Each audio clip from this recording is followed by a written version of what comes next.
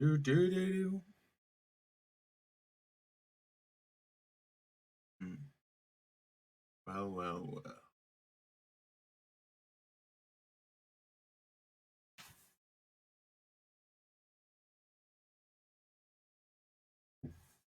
'Twas the night before Christmas. All through the house, not a creature was stirring, not even a mouse. Stockings were hung by the chimney with care, in hopes that St. Nicholas would soon be there. The children were nestled all snug in their beds, while visions of sugar plums danced in their heads. And Mamma in her kerchief and I in my cap had just settled our brains for a long winter's nap.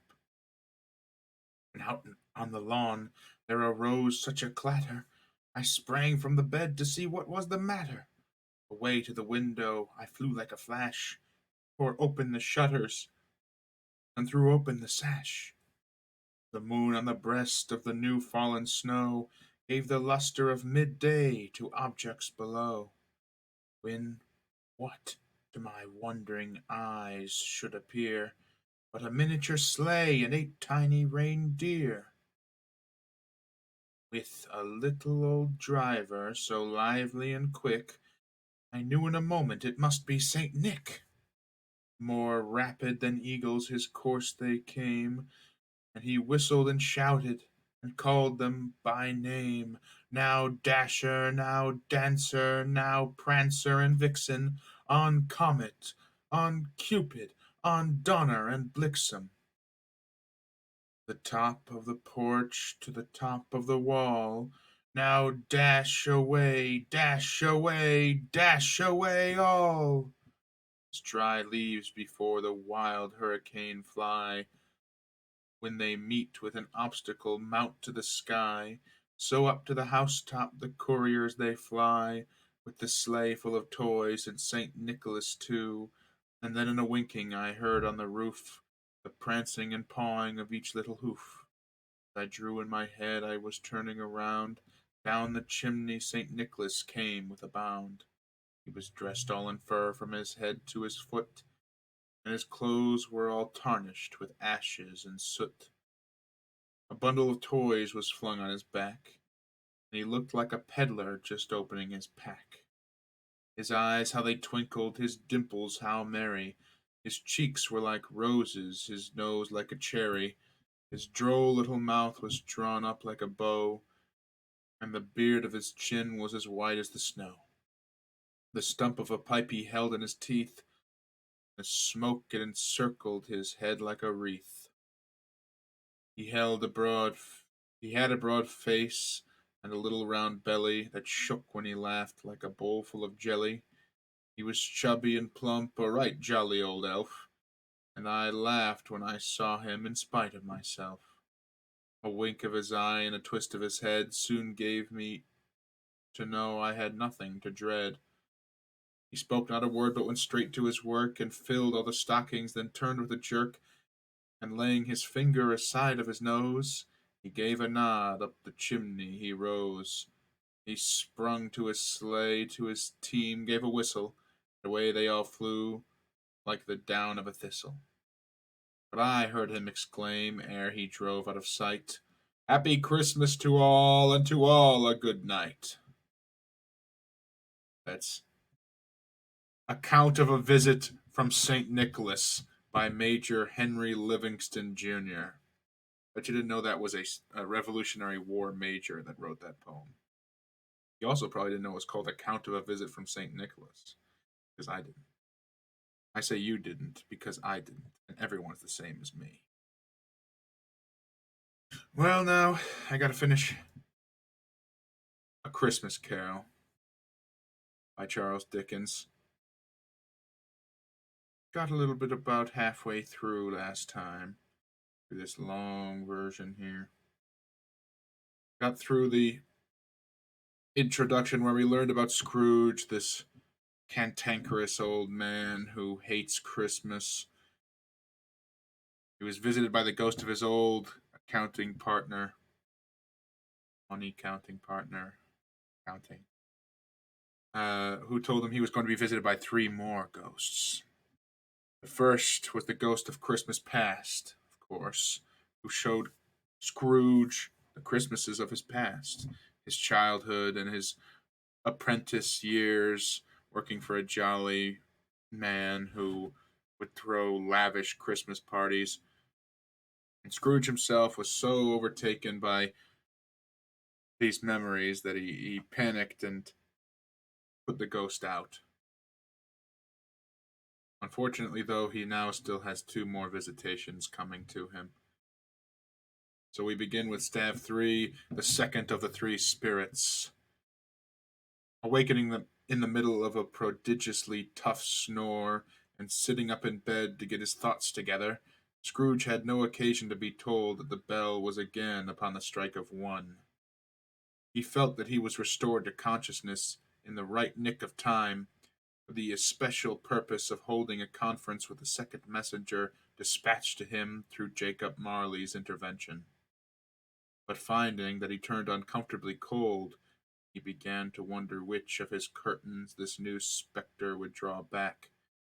He put them every one aside with his own hands, and lying down again, established a sharp lookout all round the bed, for he wished to challenge the spirit on the moment of its appearance, and did not wish to be taken by surprise and made nervous. Gentlemen of the free and easy sort, who plume themselves on being acquainted with a move or two, and being usually equal to the time of day, express a wide range of their capacity for adventure by observing that they are good for anything from pitch and toss to manslaughter, between which opposite extremes, no doubt, there lies a tolerably wide and comprehensive range of subjects. Without venturing for Scrooge quite as heartily as this, I don't mind calling on you to believe that he was ready for a good broad field of strange appearances, and that nothing between a baby and a rhinoceros would have astonished him very much. Now, being prepared for almost anything, he was not by any means prepared for nothing, and consequently, when the bell struck 1 and no shape appeared, he was taken with a violent fit of trembling. 5 minutes, 10 minutes, a quarter of an hour went by, yet nothing came. All this time he lay upon his bed, very core and center of a blaze of ruddy light, which streamed upon it when the clock proclaimed the hour, and which being only light, more alarming than a dozen ghosts, as he was powerless to make out what it meant, or would be at, and was sometimes apprehensive that he might be, at that very moment, an interesting case of spontaneous combustion, without having the consolation of knowing it. At last, however, he began to think, as you and I would have thought at first, for it is always the person not in the predicament who knows what ought to have been done in it, and would unquestionably have done it too. At last, I say, he began to think that the source and secret of this ghostly light might be in the adjoining room, from whence, on further tracing it, seemed to shine. The idea taking full possession of his mind, he got up softly, shuffled in his slippers to the door. The moment Scrooge's hand was on the lock, a strange voice called him by his name and bade him enter. He obeyed. It was his own room, there was no doubt about that, but it had undergone a surprising transformation. The walls and ceilings were so hung with living green that it looked a perfect grove, from every part of which bright gleaming berries glistened. Crisp leaves of holly, mistletoe, and ivy reflected back the light, as if so many little mirrors had been scattered there. And such a mighty blaze went roaring up the chimney as the dull petrification of a hearth had never known in Scrooge's time, or Marley's, or for many and many a winter season gone. Heaped up on the floor to form a kind of throne were turkeys, geese, game, poultry, brawn, great joints of meat, sucking pigs, long wreaths of sausages, mince pies, plum puddings, barrels of oysters, red-hot chestnuts, cherry-cheeked apples, juicy oranges, lustrous pears. immense twelfth cakes, and seething bowls of punch that made the chamber dim with their delicious steam. In an easy state upon this couch there sat a jolly giant, glorious to see, who bore a glowing torch in shape not unlike Plenty's horn, and held it up high, up to it shed its light on Scrooge as he came peeping round the door. "Come in!" exclaimed the ghost. "Come in, and know me better, man." Scrooge entered timidly, and hung his head before the spirit. He was not the dogged Scrooge he had been, though the spirit's eyes were clear and kind. He did not like to meet them. "I am the ghost of Christmas present," said the spirit. "Look upon me." Scrooge reverently did so. He was clothed in one simple green robe, or mantle, bordered with white fur. The garment hung so loosely on the figure that its capacious breast was bare, as if disdaining to be warded or concealed by any artifice. Its feet, observable beneath the ample folds of the garment, were also bare, and on its head it wore no other covering than a holly wreath, set here and there with shining icicles. Its dark brown curls were long and free as its genial face, its sparkling eye, its open hand, its cheery voice, its unconstrained demeanor, and its joyful air. Girded round its middle was an antique scabbard, but no sword was in it, and the ancient sheath was eaten up with rust. There's a picture here, if you'd like to see it, of this fine, jolly old giant ghost.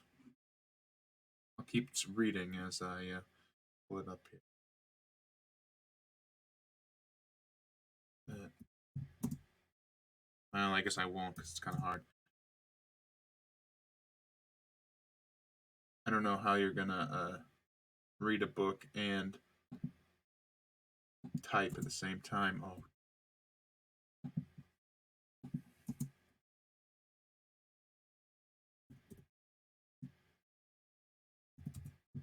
um, you have never seen the likes of me before, exclaimed the spirit. Never, Scrooge made answer to it. I have never walked forth with the younger members of my family, meaning, for I am very young, my elder brother born in these latter years, pursued the phantom. I don't think I have, said Scrooge. I am afraid I have not. Have you many brothers, Spirit? More than 800, said the ghost. A tremendous family to provide for, muttered Scrooge. The ghost of Christmas present rose. Spirit, said Scrooge submissively, conduct me where you will. I went forth last night on compulsion, and learnt a lesson which is working now. Tonight, if you have aught to teach me, let me profit by it. Touch my robe. Imagine this guy saying, touch my robe. I'd touch it. Scrooge did as he was told and held it fast. Holly, mistletoe, red berries, ivy, turkeys, geese, game, poultry, brawn, meat, pigs, sausage, oysters, pies, puddings, fruit, and punch all vanished instantly. So did the room, the fire, the ruddy glow, the hour of midnight, and they stood in the city streets on Christmas morning, where, for the weather was severe, the people made a rough but brisk and not unpleasant kind of music, in scraping the snow from the pavement in front of their dwellings and from the tops of their houses, whence it was mad delight to the boys to see it come pluming down into the road below and spilling into artificial little snowstorms.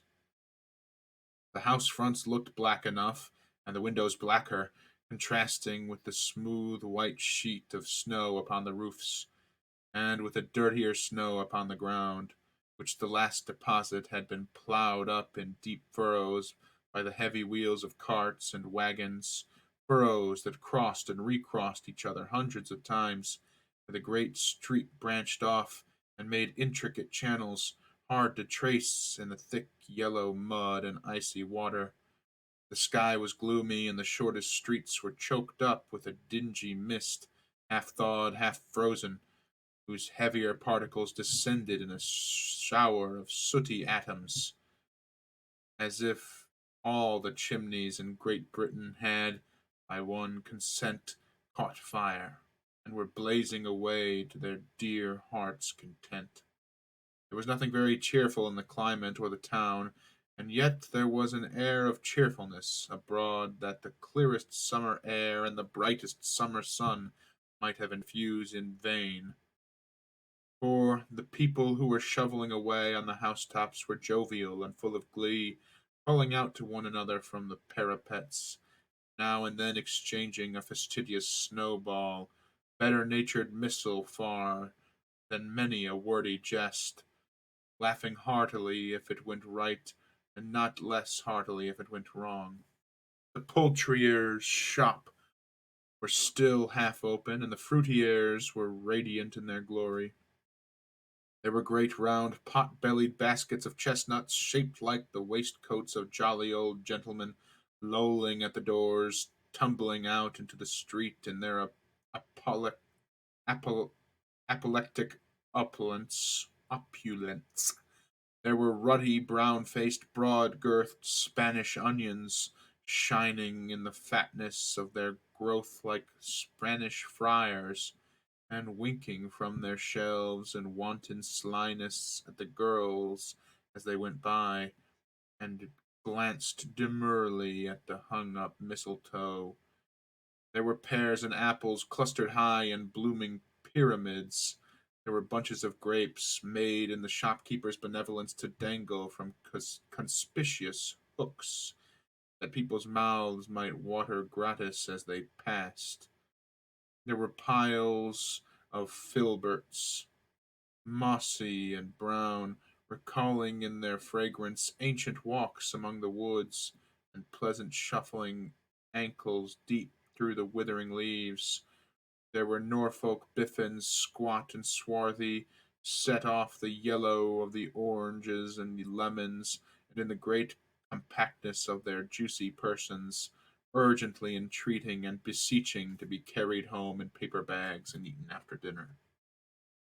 The very gold and silver fish, set forth among these choice fruits in a bowl, though members of a dull and stagnant blooded race, appeared to know that there was something going on, and, to a fish, went gasping round and round their little world, and spotted with molten sugar, as to make the coldest looker on feel faint and subsequently bilious.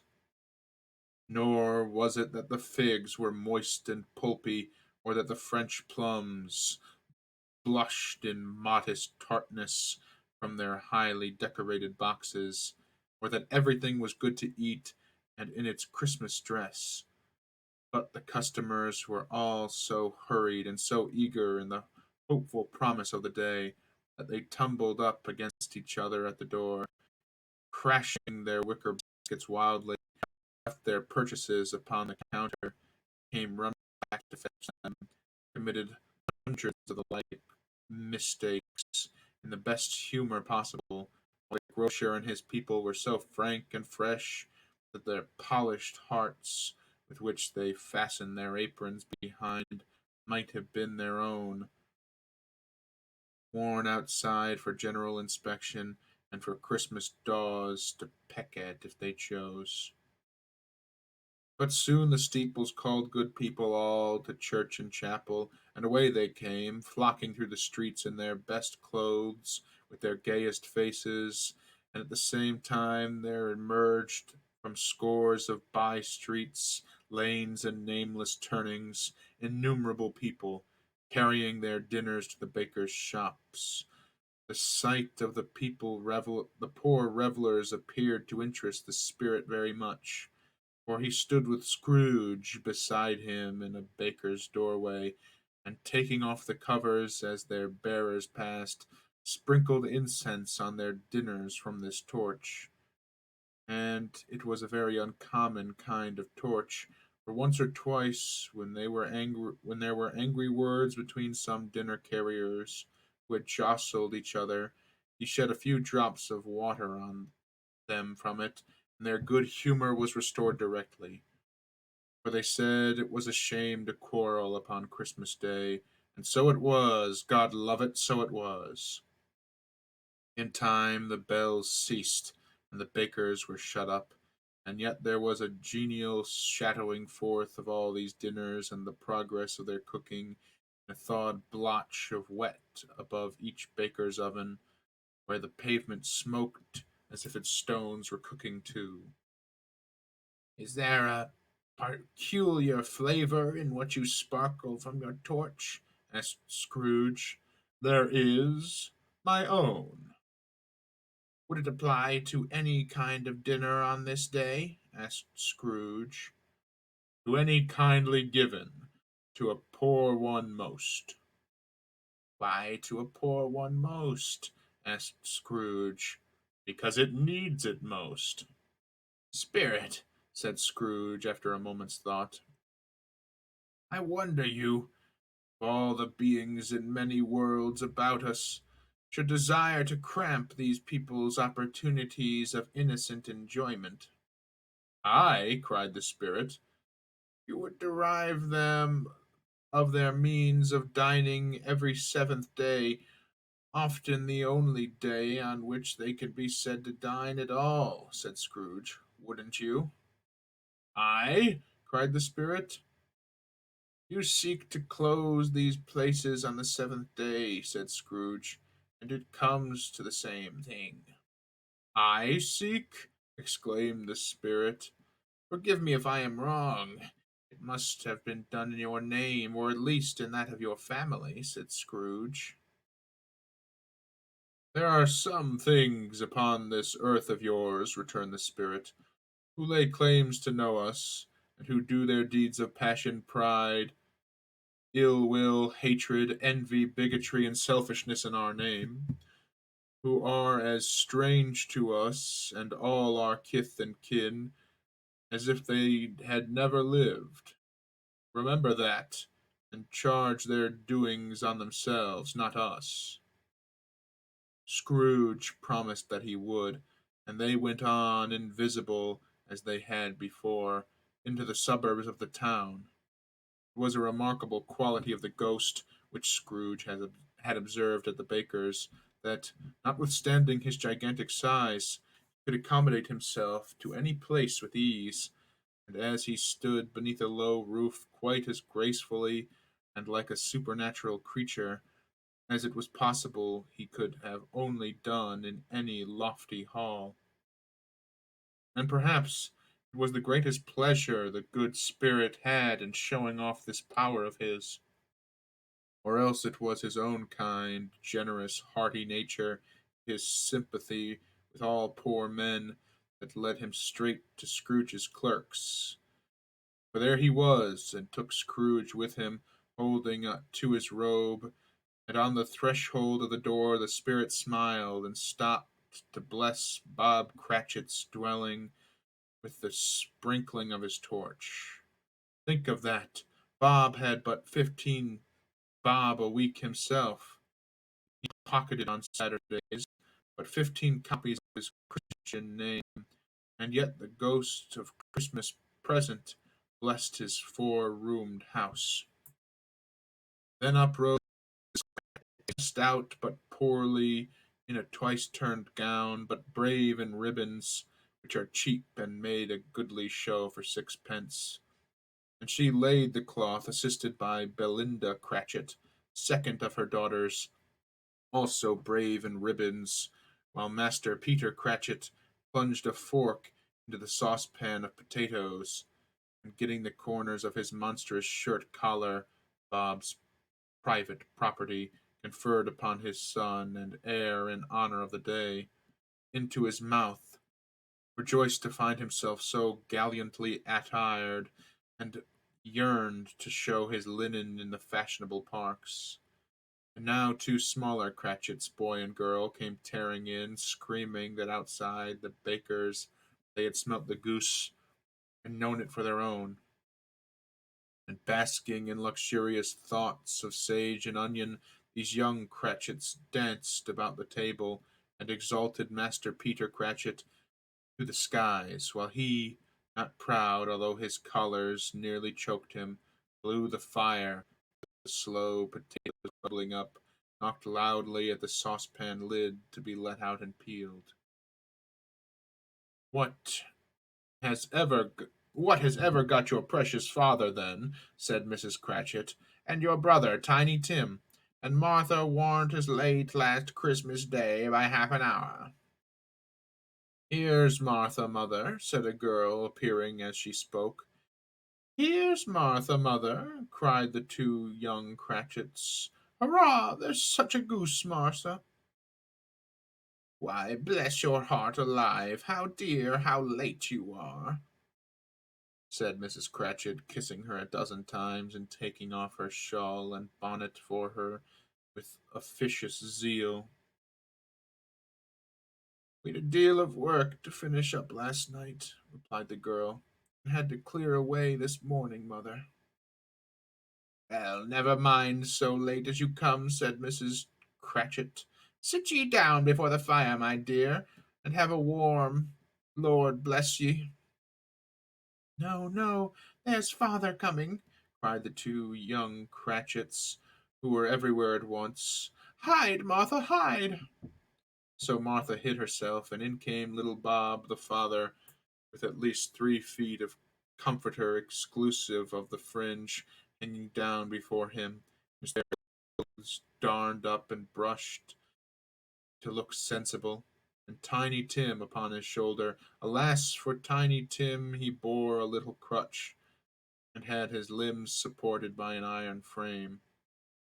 Why, where's our Martha? Cried Bob Cratchit, looking round. Not coming, said Mrs. Cratchit. Not coming, said Bob, with a sudden dis- desolation in his high spirits, for he had been Tim's blood horse all the way from church, had come home rampant. Not coming upon Christmas Day? Martha didn't like to see him disappointed, if it were only in joke, so she came out prematurely from behind the closest closet door, and ran into his arms while the two young Cratchits hustled Tiny Tim and bore him off into the wash house, that he might hear the pudding singing in its copper. And how did little Tim behave? Said Mrs. Cratchit, when she had rallied Bob on his credulity, and Bob had hugged his daughter to his heart's content. As good as gold, said Bob, and better. Somehow he gets thoughtful, sitting by himself so much, and thinks the strangest things you ever heard. He told me, coming home, that he hoped the people saw him in the church, because he was a cripple, and it might be pleasant to them to remember upon Christmas Day who made lame beggars walk and blind men see. Bob's voice was tremulous when he told them this, and trembled more when he said that Tiny Tim was growing strong and hearty. His active little crutch was heard upon the floor, and back came Tiny Tim before another word was spoken. Escorted by his brother and sister to his stool before the fire, and while Bob, turning up his cuffs, as if, poor fellow, they were capable of being made more shabby, compound some hot mixture in a jug with gin and lemons, stirred it round and round, and put it on the hob to simmer. Master Peter, the two ubiquitous young Cratchits, went to fetch the goose, which they soon returned in high procession. Such a bustle ensued that you might have thought a goose the rarest of all birds, a feathered phenomenon to which a black swan was a matter of course, and in truth it was something very like it in that house. Mrs. Cratchit made the gravy ready beforehand in a little saucepan, hissing hot, Master Peter mashed the potatoes with incredible vigor. Miss Belinda sweetened up the applesauce. Martha dusted the hot plates. Bob took Tiny Tim beside him in a tiny corner at the table. Two young Cratchits set chairs for everybody, not forgetting themselves and mounting guard upon their posts. Crammed spoons into their mouths, lest they should shriek for goose before their turn came to be helped. At last the dishes were set on, and grace was said. It was succeeded by a breathless pause as Mrs. Cratchit, looking slowly at all the carving knife, prepared to plunge it in the breast. But when she did, and when the long expected gush of stuffing ensued forth, one murmur of delight arose all around, on board, and even Tiny Tim, excited by the two young Cratchits, beat on the table with the handle of his knife and feebly cried, "Hurrah!"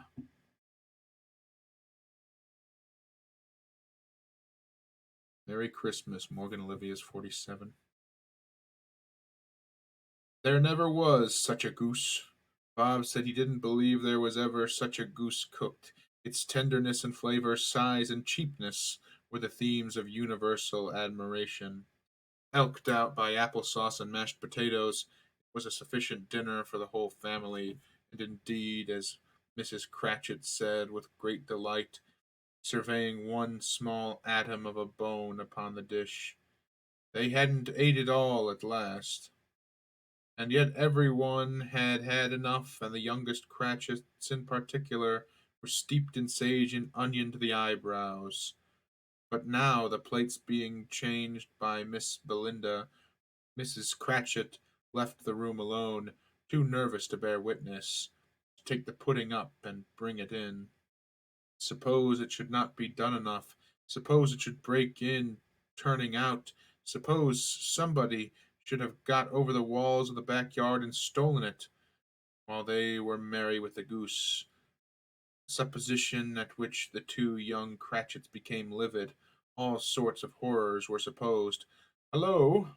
A great deal of steam. The pudding was out in the copper. Smell like a washing day. There was the cloth. A smell like an eating house and a pastry cook's next door to each other, with a laundress's next door to that. That was the pudding. Half a minute Mrs. Cratchit entered, flushed but smiling proudly, with the pudding, like a speckled cannon ball, so hard and firm, blazing in half a quarter of ignited brandy and bedlight bedight with Christmas holly stuck into the top. Oh, a wonderful pudding, Bob Cratchit said, and calmly, too, that he regarded it as the greatest since their marriage. Mrs. Cratchit said that now the weight was off her mind. He would had doubt about the quality of flour. Everybody had something to say about it, but nobody said or thought it was at all a small pudding for a large family. It would have been a flat heresy to do so. Any Cratchit would have blushed to hint at such a thing. At last the dinner was all done, the cloth was cleared, and the hearth swept and the fire made up.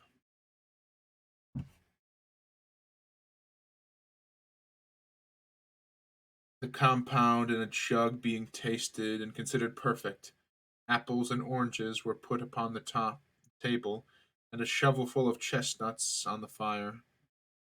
Then all the Cratchit family drew round the hearth in what Bob Cratchit called a circle, meaning half a one, and at Bob Cratchit's elbow stood the family display of glass, two tumblers, and a custard cup without a handle. These held the hot stuff from the jug, however, as well as golden goblets would have done, and out, Bob served it out with beaming looks, while the chestnuts on the fire sputtered and cracked noisily. Then Bob proposed, "A Merry Christmas to us all, my dears! God bless us!" Which all the family re-echoed. "God bless us, everyone!" said Tiny Tim, the last of all. He sat very close to his father's side upon his little stool. Bob held his withered little hand in his, as if he loved the child and wished to keep him by his side, and dreaded that he might be taken from him. "Spirit," said Scrooge, with an interest he had never felt before, "tell me if Tiny Tim will live." "I see a vacant seat," replied the ghost, "in the poor chimney corner, and a crutch without an owner, carefully preserved. These shadows remain unaltered by the future. Child will die." "No, no," said Scrooge. "Oh, no, kind spirit, say he will be spared." "If these shadows remain unaltered by the future, none other of my race," returned the ghost, "will find him here. What then? If he be like to die, he had better to do it, and decrease the surplus population." Scrooge hung his head to hear his own words quoted by the spirit, and was overcome with penitence and grief. "Man, the ghost," said the ghost, "if man be you be in heart, and not adamant, forbear that wicked cant until you have discovered what the surplus is, and where it is. Will you decide what man shall live, what men shall die?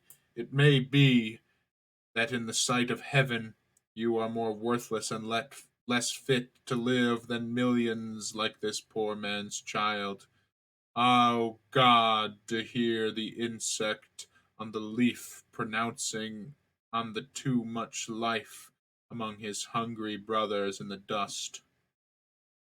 Scrooge bent before the ghost's rebuke, and trembling cast his eyes upon the ground, but he raised them speedily on hearing his own name. "Mr. Scrooge," said Bob, "I'll give you Mr. Scrooge, the founder of the feast." "The founder of the feast, indeed!" cried Mrs. Cratchit, reddening. "I wish I had him here. I'd give him a piece of my mind to feast upon. I hope he'd have a good appetite for it." "My dear," said Bob, "the children. Christmas Day." "Should be Christmas Day, I'm sure," said she, "on which one drinks the health of such an odious, stingy, hard, unfeeling man as Mr. Scrooge. You know he is, Robert. Nobody knows it better than you do, poor fellow." "My dear," was Bob's mild answer, "Christmas Day." "I'll drink his health for your sake and the day's," said Mrs. Cratchit. "Not for his. Long life to him. A Merry Christmas and a Happy New Year. He'll be very merry and very happy, I have no doubt." The children drank the toast after her. It was the first of their proceedings which had no heartiness. Tiny Tim drank it last of all, but he didn't care twopence for it. Scrooge was the ogre of the family, and mention of his name cast a dark shadow on the party, which was not dispelled for full 5 minutes. After it had passed away, they were 10 times merrier than before, from the more relief of Scrooge the baleful being done with. Bob Cratchit told them how he had a situation in his eye for Master Peter, which would bring in, if obtained, full 5 and 6 pence weekly. Two young Cratchits laughed tremendously at the idea of Peter's being a man of business. Peter himself looked thoughtfully at the fire from between his collars, as if he were deliberating what particular investments he should favor when he came into the receipt of that bewildering income. Martha, who was a poor apprentice at a milliner's, then told them what kind of work she had to do, and how many hours she worked at a stretch, and how she meant to lie abed tomorrow morning for a good long rest, tomorrow being a holiday she passed at home. Also how she had seen a countess and a lord some such days before, and how the lord was much about as tall as Peter, at which Peter pulled up his collar so high that you couldn't have seen his head if you had been there. All this time the chestnuts in the jug went round, and by they had a song about a lost child traveling in the snow, from Tiny Tim, who had a plaintive little voice, and sang it very well indeed. There was nothing of high mark in this. They were not a handsome family. They were not well dressed. Their shoes were far from being waterproof. Their clothes were scanty, and Peter might have known, and very likely did, the inside of a pawnbroker's. But they were happy, grateful, pleased with one another, and contented with the time when they faded, and looked happier yet in the bright sprinkling of the Spirit's torch at parting. Scrooge had his eye upon them, especially on Tiny Tim, until the last. By this time it was getting dark and snowing pretty heavily, and as Scrooge and the Spirit went along the streets, the brightness of the roaring fires in kitchens, parlors, and all sorts of rooms was wonderful. Here the flickering of the blaze showed preparations for a cozy dinner, hot plates baking through and through before the fire, and deep red curtains ready to be drawn to shut out cold and darkness. There all the children of the house were running out into the snow to meet their married sisters, brothers, cousins, uncles, aunts, and to be the first to greet them. Here again were shadows on the window blind of guests assembling, and there a group of handsome girls, all hooded and fur booted, and all chattering at once, tripped lightly off to some near neighbor's house, where, woe upon the single man who saw them enter, artful witches, well they knew it, in a glow. But if you had judged from the number of people on their way to friendly gatherings, you might have thought that no one was at home to give them welcome when they got there. Instead of every house expecting company and piling up its fires half chimney high, blessing on it, how the ghost exulted, and how it bared its breadth of breast, and opened its capacious palm, and floated on, outpouring with a generous hand its bright and harmless mirth on everything within its reach. The very lamplighter who ran on before, dotting the dusty street with specks of light, who was dressed to spend the evening somewhere, laughed out loudly as the Spirit passed, though with little needed the lamplighter that he had any company but Christmas. And now, without a word of warning from the ghost, they stood upon a bleak and desert moor, where monstrous masses of rude stone were cast about, as though it were the burial place of giants, and water spread itself wheresoever it listed, or would have done so, but for the frost that held it prisoner. Nothing grew but moss and furze, and coarse rank grass. Down in the west the setting sun had left a streak of fiery red, which glared upon the desolation for an instant like a sullen eye, and frowning lower, lower yet, was lost in the thick gloom of darkest night. "What place is this?" asked Scrooge. "A place where miners live, who labor in the bowels of the earth," returned the Spirit. "But they know me. See!" A light shone from the window of a hut, and swiftly they advanced toward it. Passing through the wall of mud and stone, they found a cheerful company assembled around a glowing fire.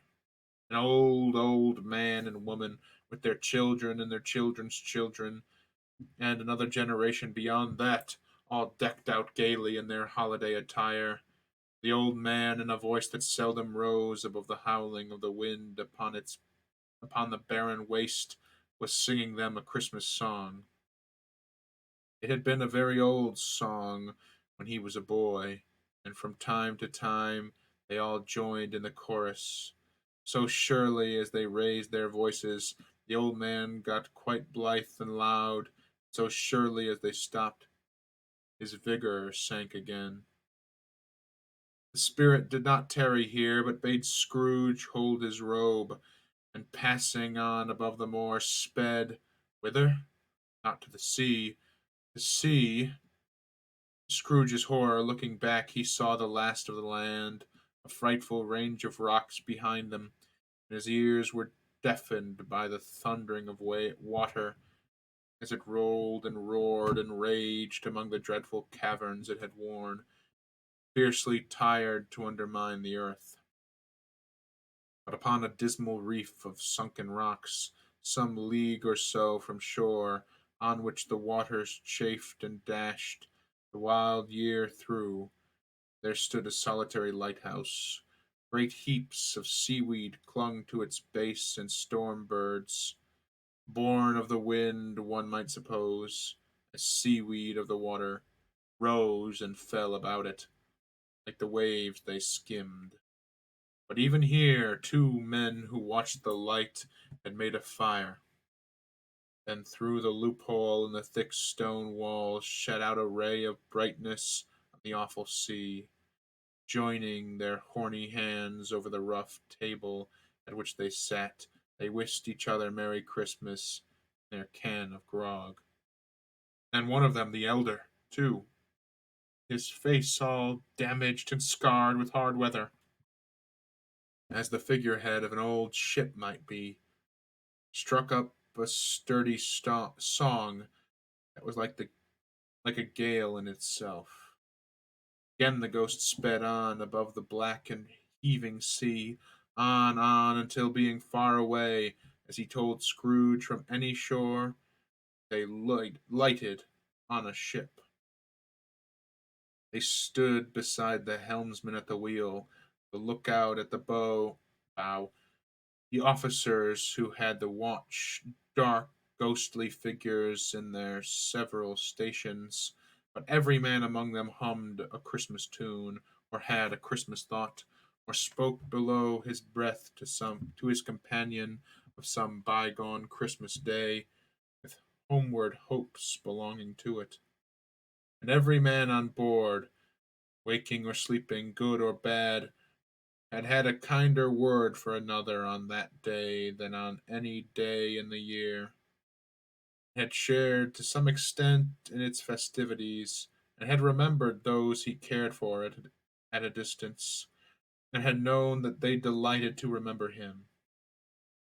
It was a great surprise to Scrooge, while listening to the moaning of the wind, and thinking what a solemn thing it was to move on through the lonely darkness over an unknown abyss, whose depths, though were secret as profound as death. It was a great surprise to Scrooge, while thus engaged, to hear a hearty laugh. It was a much greater surprise to himself to recognize it as his own nephew's, and to find himself in a bright, dry, gleaming room,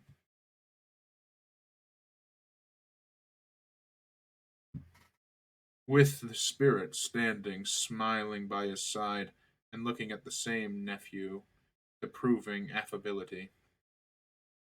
"Ha ha ha!"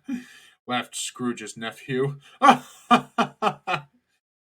If you should happen, by an unlikely chance, to know a man more blessed in a laugh than Scrooge's nephew, all I can say is, I should like to know him too.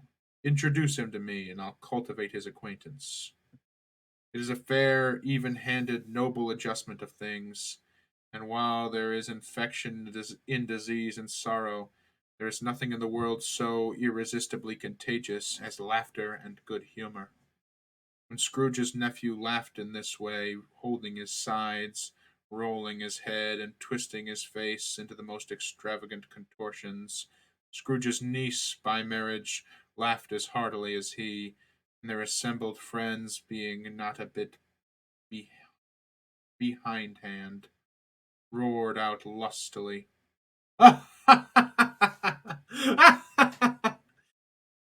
"He said that Christmas was a humbug, as I live!" cried Scrooge's nephew. "He believed it too." "More shame for him, Fred," said Scrooge's niece indignantly. "Bless those woven. They'd never do anything by halves. They're always in earnest."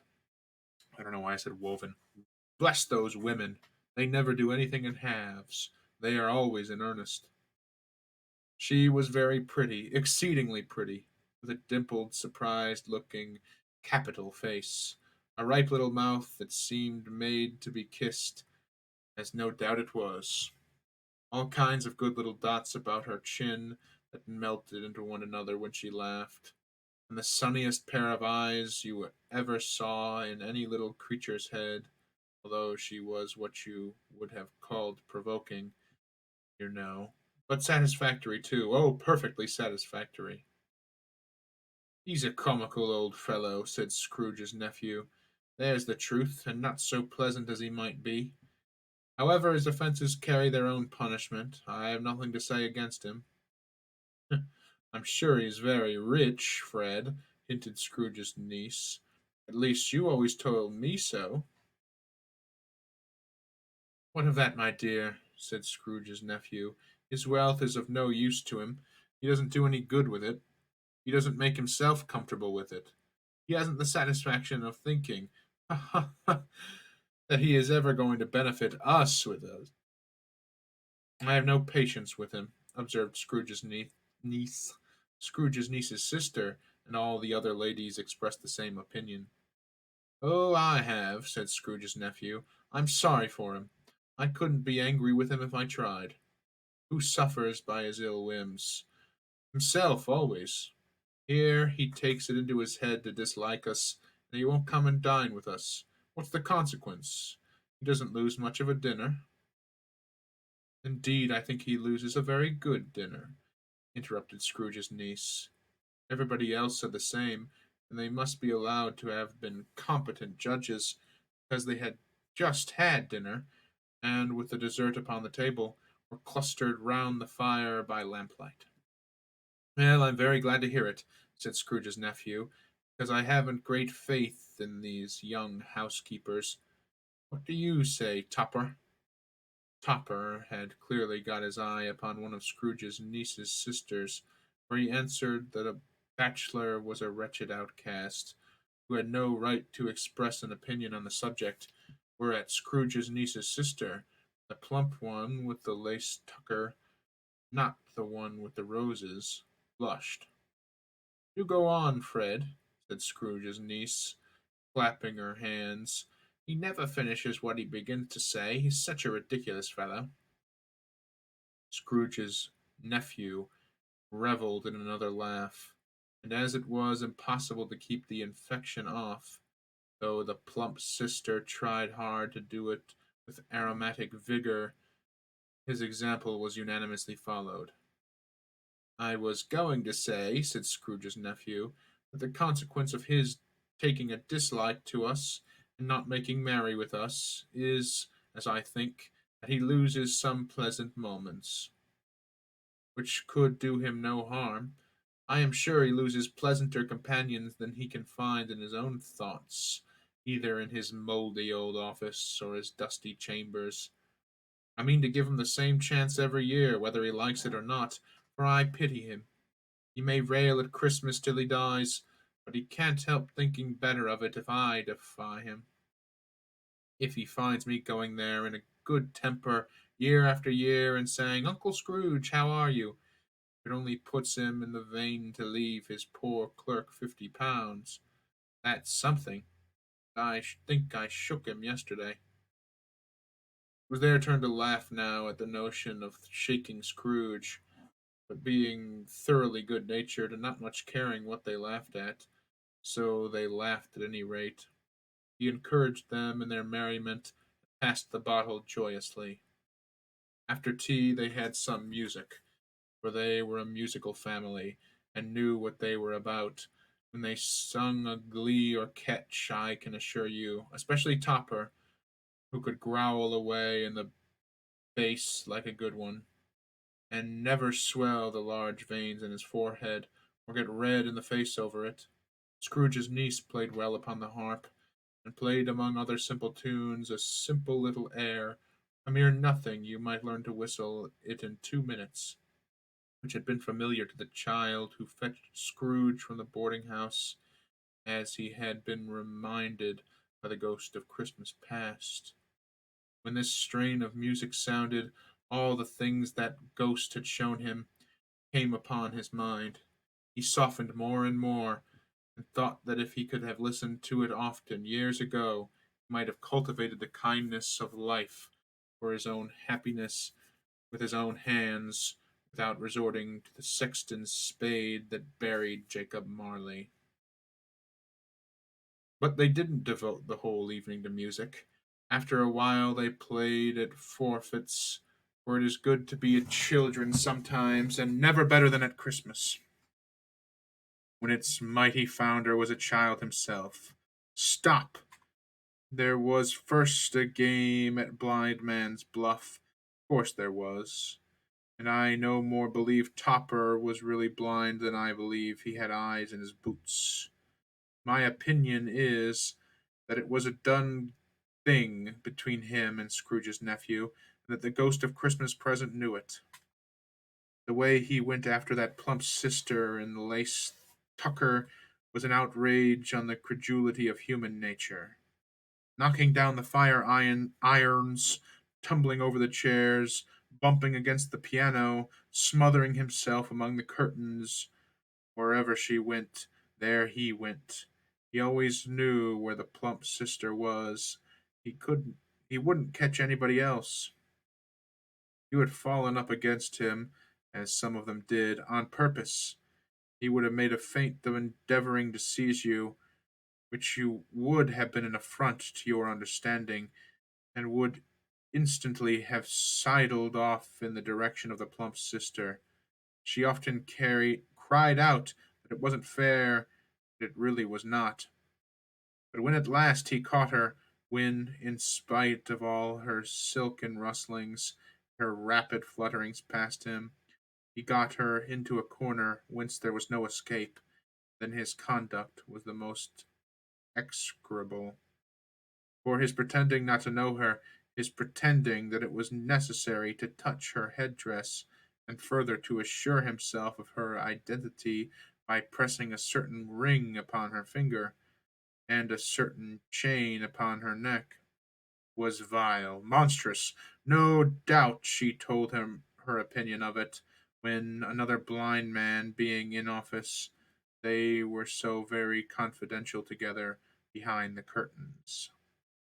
Scrooge's niece was not one of the blind man Bluff's party, but was made comfortable with a large chair and a footstool in a snug corner, where the ghost and Scrooge were close behind her. But she joined in the forfeits, and loved her love to admiration with all the letters of the alphabet.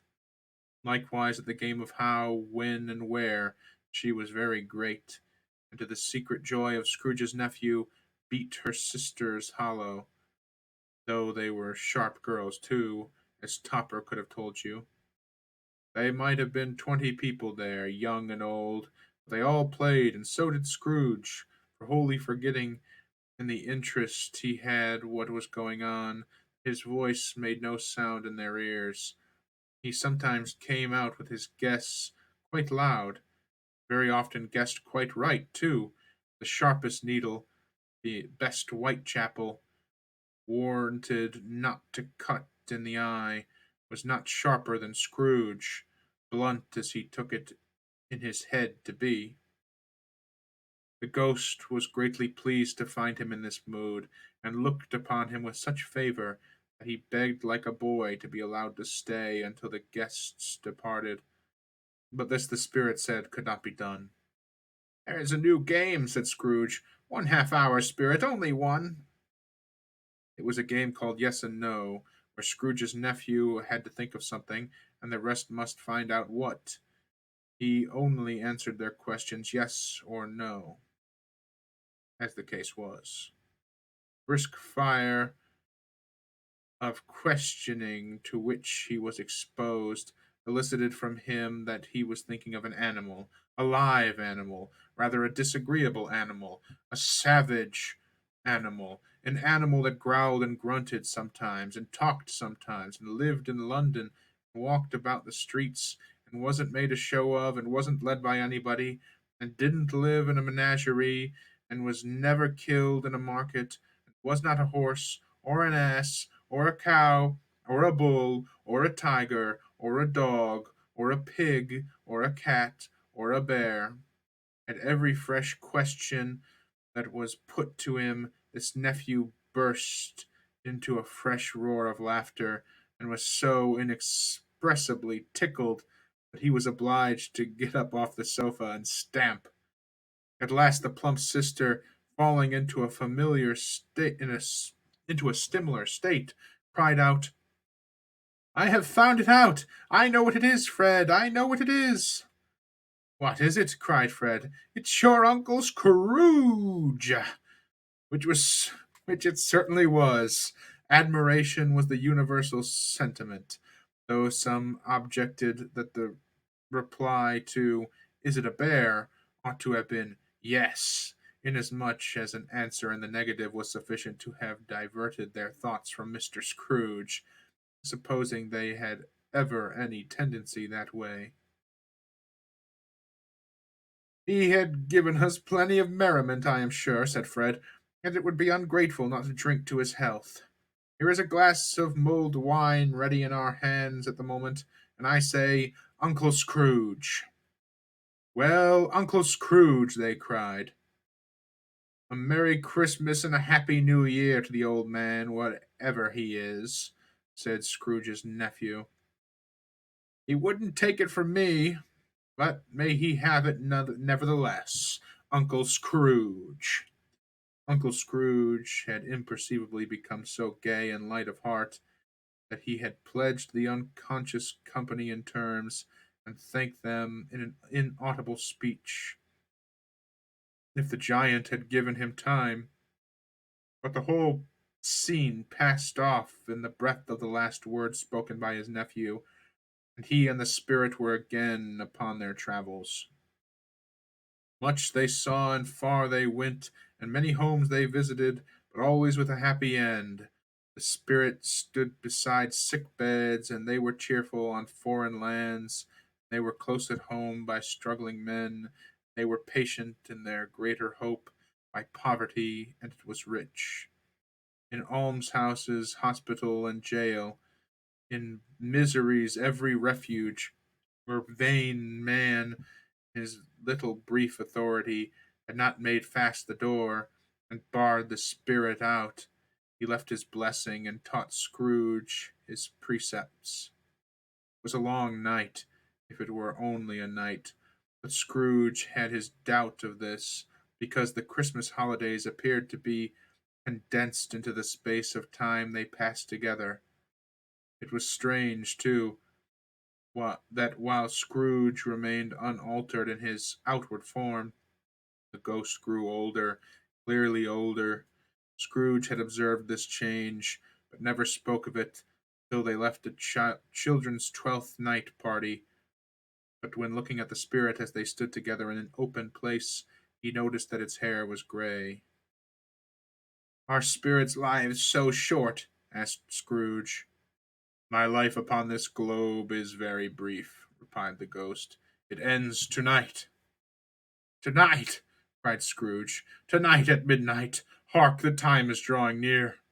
Chimes were ringing the 3/4 past 11 at that moment.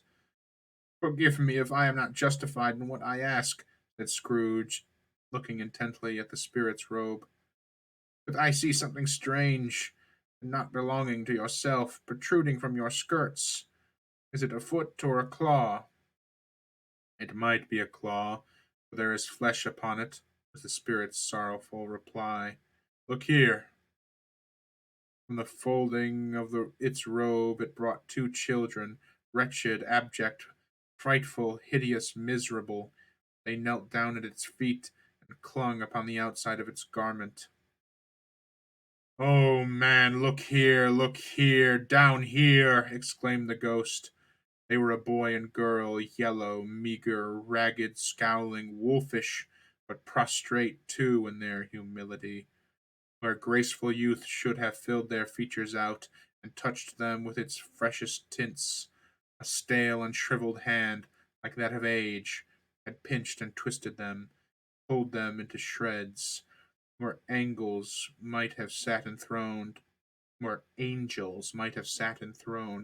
devils lurked. and glared out menacingly. No change, no degradation of humanity in any grade, though all the mysteries of wonderful creation, as monsters half so horrible and dread. And there's another picture here, not so pleasant as the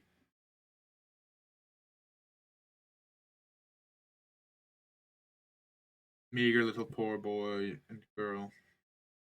Scrooge started back, appalled, having them shown to him in this way. He tried to say that they were fine children. The words choked themselves, rather than be parties to a lie of such enormous magnitude. Spirit, are they yours? Scrooge could say no more. They are man's, said the spirit, looking down upon them, and they cling to me, appealing from their fathers. This boy is ignorance, this girl is want. Beware them both, and all of their degree, but most of all beware this boy, for on his brow I see that written which is doom, unless the writing be erased. Deny it, cried the spirit, stretching out his hands toward the city. Slander those who tell it ye. Admit it for your fastidious purpose, and make it worse, and bid the end. Have they no refuge or resource? Cried Scrooge. Are there no prisons? Said the spirit, turning on him for the last time, using his own words. Are there no workhouses? The bell struck 12. Scrooge looked about him for the ghost and saw it not. With the last stroke ceased to vibrate, he remembered the prediction of old Jacob Marley, and lifting up his eye, beheld a solemn phantom, draped and hooded, coming like a mist along the ground towards him.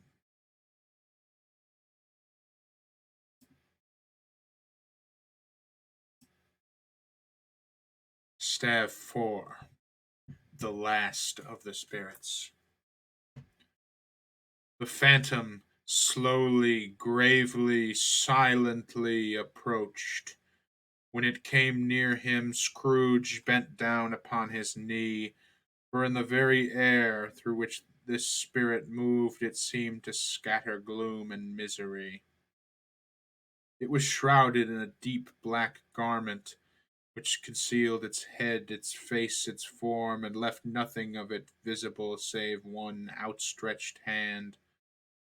But for this it would have been difficult to detach its figure from the night and separate it from the darkness by which it was surrounded. He felt that it was tall and stately, and when it came beside him, and that its mysterious presence filled him with a solemn dread, he knew no more,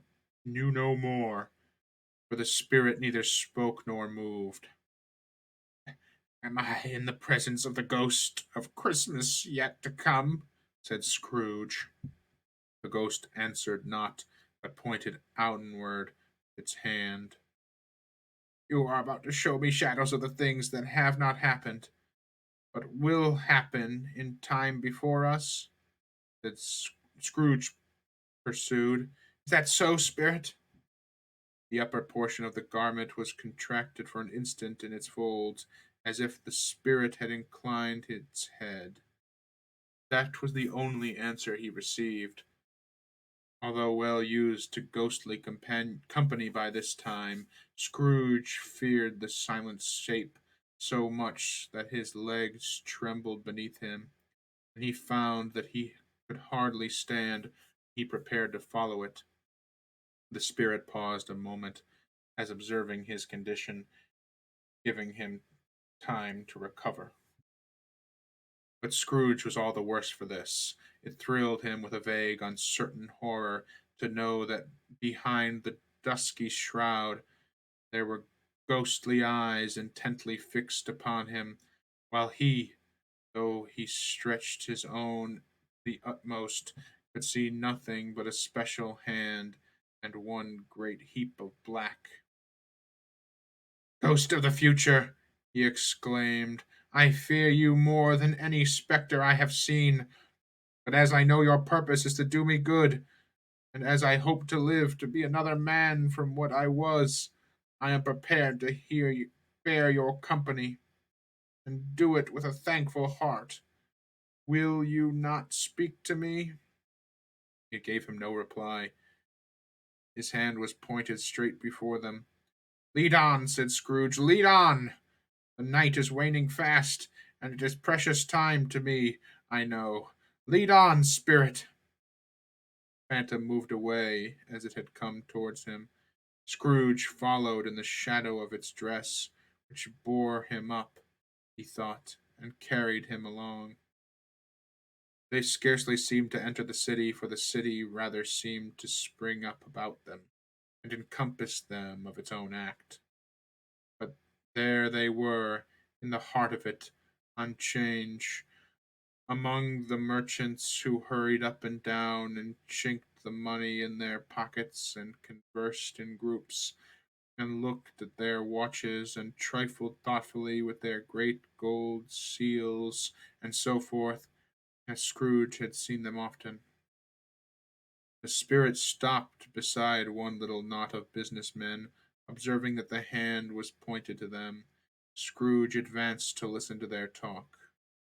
No, said a great fat man with a monstrous chin. I don't know much about it. Either way, I only know he's dead. When did he live?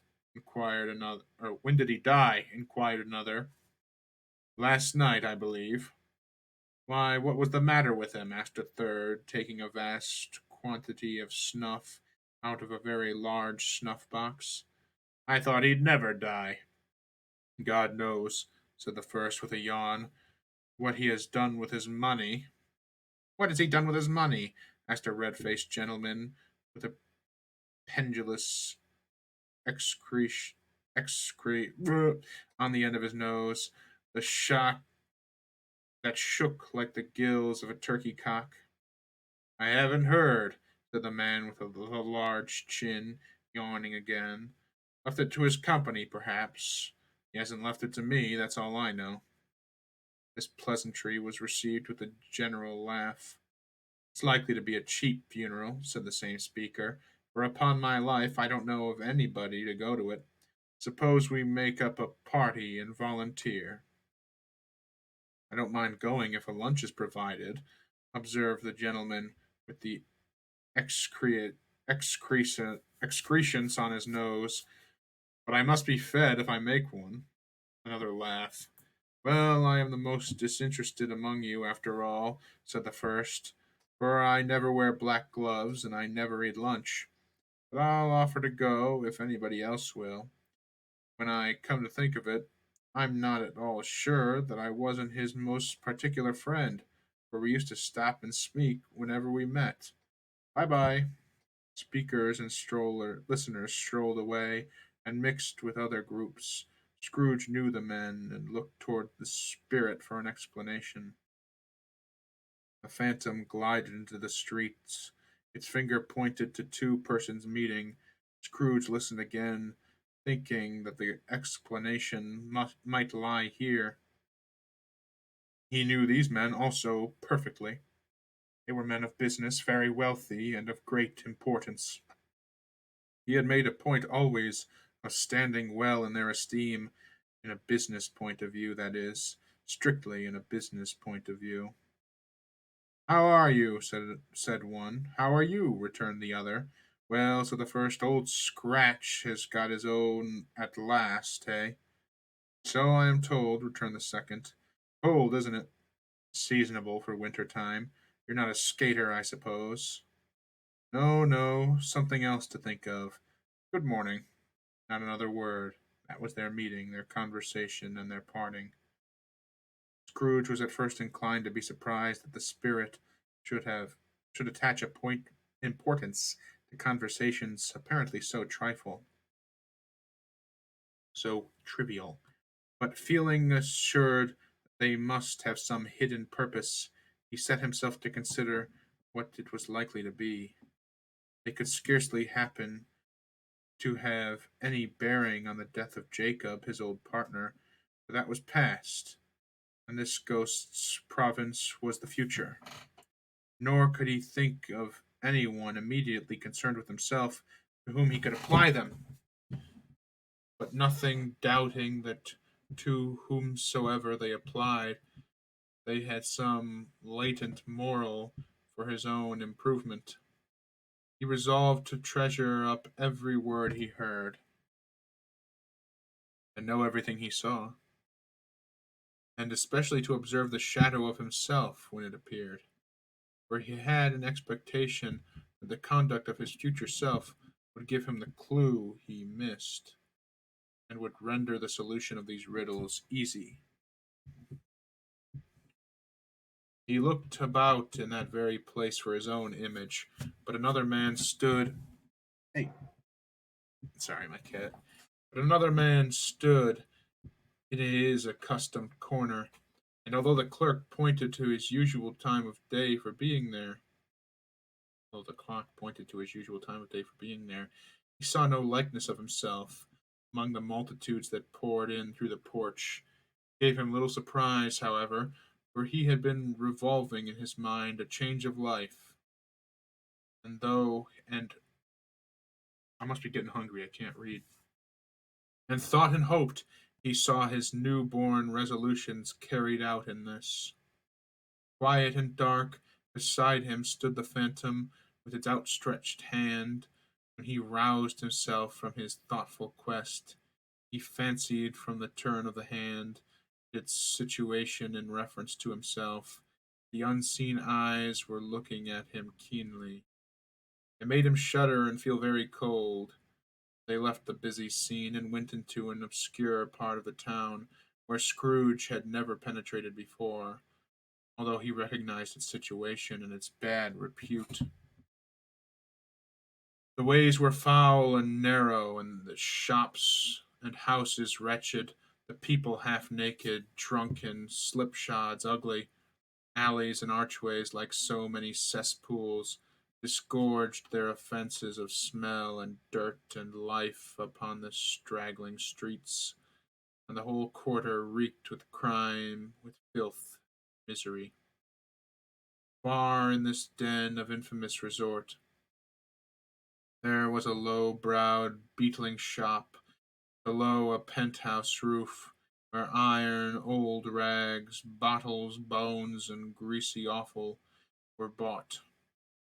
Upon the floor within were piled up heaps of rusty keys, nails, chains, hinges, files, scales, weights, refuse iron of all kinds.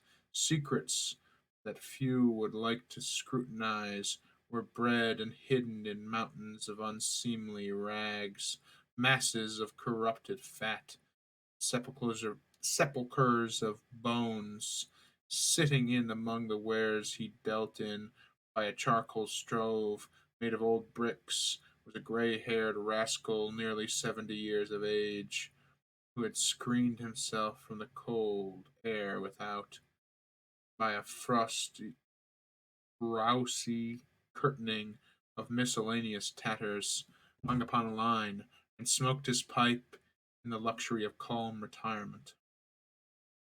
Scrooge and the Phantom came into the presence of this man just as a woman with a heavy bundle slunk into the shop. But she had scarcely entered when another woman, similarly laden, came in too. She was closely followed by a man in faded black, who was no less startled by the sight of them than they had been upon the recognition of each other.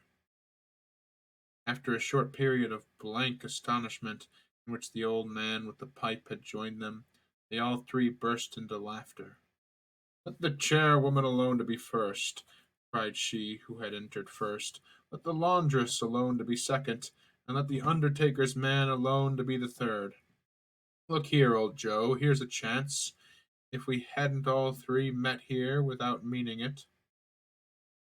"You couldn't have met in a better place," said old Joe, removing his pipe from his mouth.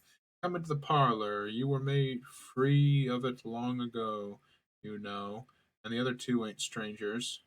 Stop till I shut the door of the shop. Ah, how it shrieks! There aren't such a rusty bit of metal in the place as its own hinges, I believe, and I'm sure there ain't no such old bones here as mine. Ah ha! We're all suitable to our calling. We're well matched. Come into the parlor. Come into the parlor. The parlor was the space behind the screen of rags. The old man raked the fire together with an old stir rod, and having trimmed his smoky lamp, for it was night, the stem of his pipe, put it into his mouth again. While he did this, the woman who had already spoken threw her bundle on the floor and sat down in a flaunting manner at a stool, crossing her elbows on her knees and looking with a bold defiance at the other two. "What odds, then? What odds, Mrs. Dilber?" said the woman. "Every person has a right to take care of themselves. He always did." "That's true indeed," said the laundress. "No man more so." "Why, then, don't stand staring as if you were afraid, woman. Who's the wiser? Not going to pick holes in each other's coats, I suppose." "No, indeed," said Mrs. Dilber and the man together. "We should hope not." "Very well, then," cried the woman. "That's enough. Who's the worse for the loss of a few things like these? Not a dead man, I suppose?" "No, indeed," said Mrs. Dilber, laughing. "If he wanted to keep him after he was dead, a wicked old screw," pursued the woman. "Why hasn't he natural in his lifetime?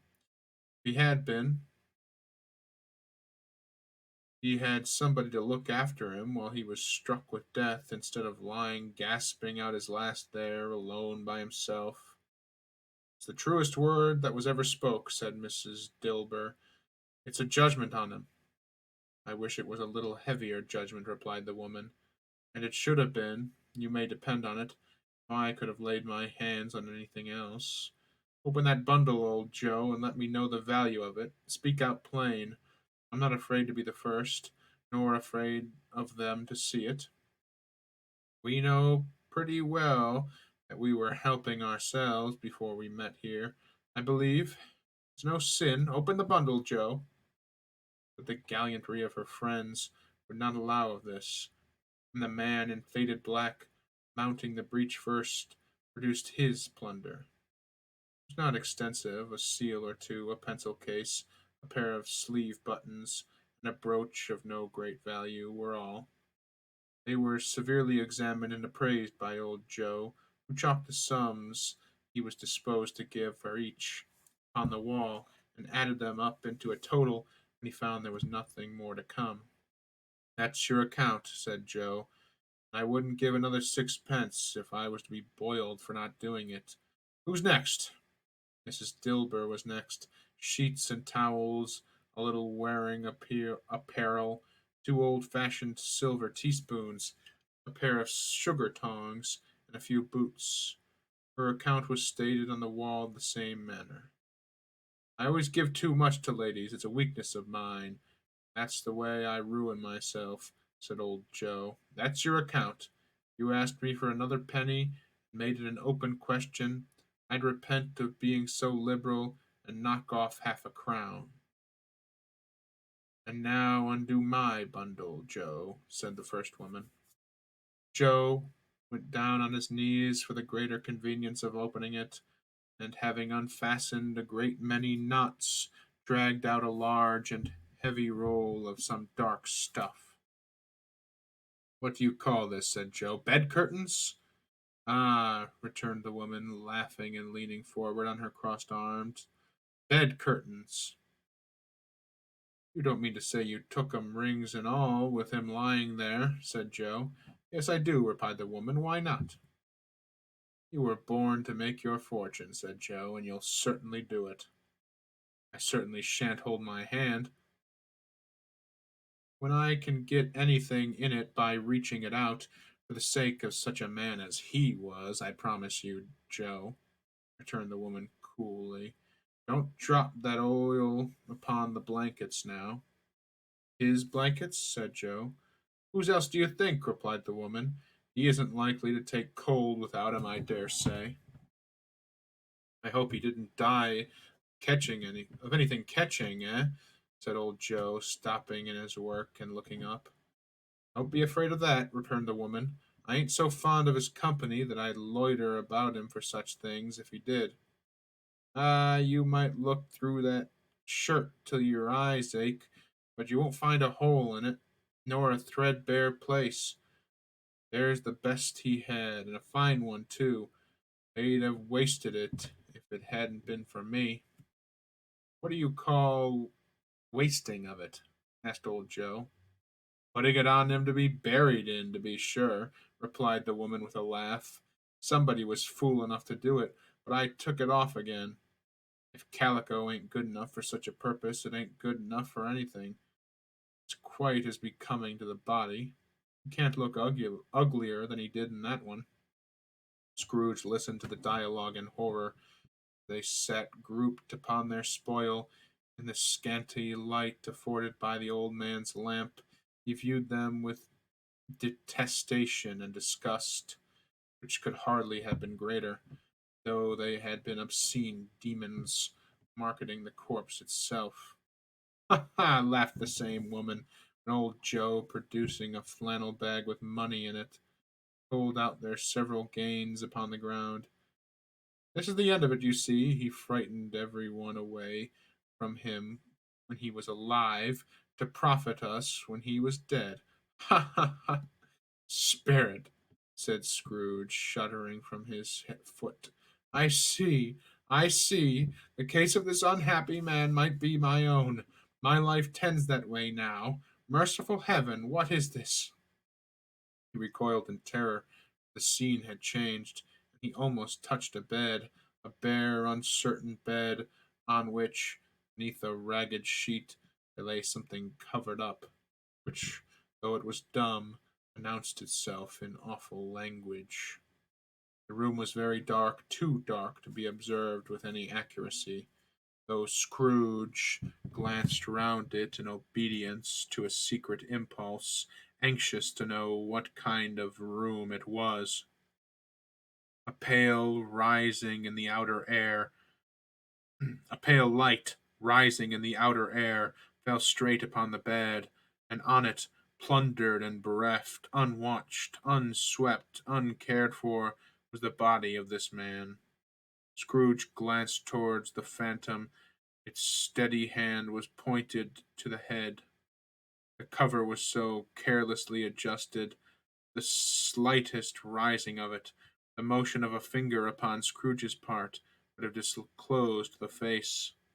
He thought of it, felt how easy it would be to do so, and longed to do it, but had no more power to withdraw the veil than to dismiss the spectre at his side. O cold, cold, rigid, dreadful death, set up thine altar here, and dress it with such terrors as thou hast at thy command, for this is thy dominion.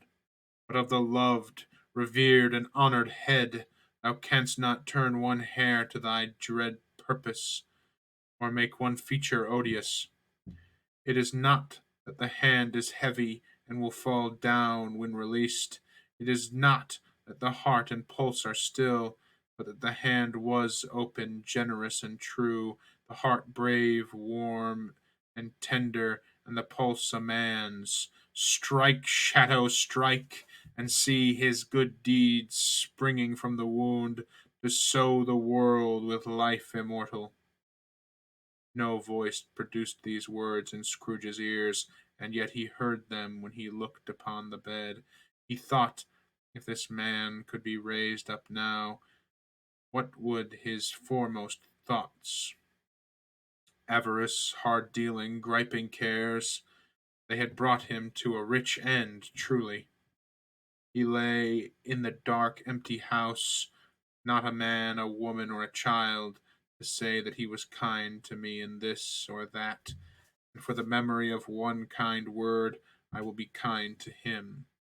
Cat was tearing at the door, and there was a sound of gnawing rats beneath the hearthstone.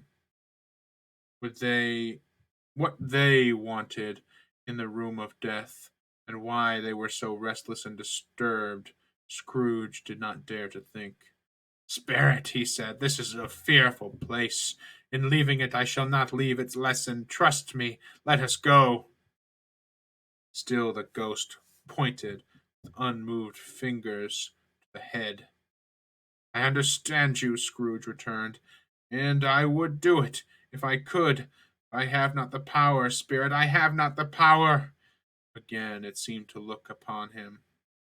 "If there is any person in the town who feels emotion caused by this man's death," said Scrooge, quite agonized, "show that person to me, Spirit, I beseech you." The phantom spread its dark robe before him for a moment, like a wing, and withdrawing it, revealed a room by daylight where a mother and her children were. She was expecting someone with an anxious eagerness, for she walked up and down the room, started at every sound, looked out from the window, glanced at the clock, tried, but in vain, to work with her needle, and could hardly bear the voices of the children in their play. At length the long expected knock was heard. She hurried to the door and met her husband, a man whose face was careworn and depressed, though he was young. There was a remarkable expression in it now, a kind of serious delight, of which he felt ashamed, and which he struggled to repress. He sat down to the dinner that had been hoarding for them by the fire, and when she asked him faintly what news, which was not until after a long silence, he appeared embarrassed to answer. "Is it good," she said, "or bad?" To help him. "Bad," he answered. "We are quite ruined?" "No, there is hope yet, Caroline." "If he relents," she said, amazed. "There is. Nothing is past hope if such a miracle has happened." "He is past relenting," said her husband. "He is dead." There was a mild and patient creature in her if her face spoke truth, but she was thankful in her soul to hear it, and she said so. With clasped hands, she prayed forgiveness the next moment and was sorry, but the first was the emotion of her heart.